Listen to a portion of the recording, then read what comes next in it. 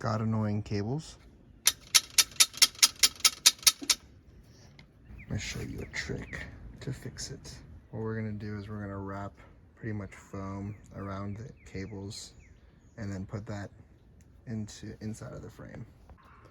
We're gonna need some backer rod, some tape, super glue, either a solderer or a drill, and some scissors.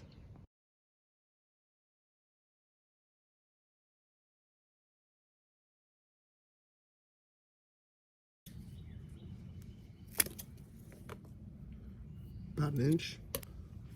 Soldering our drill.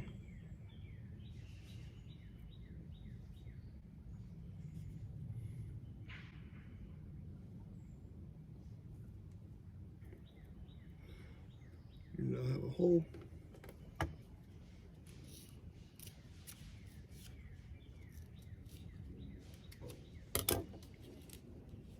Cut it open, just like so.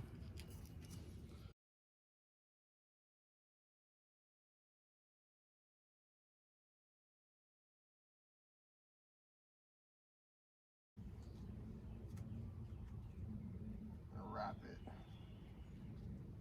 around the bike, super glue it together, tape it, shove it into the frame.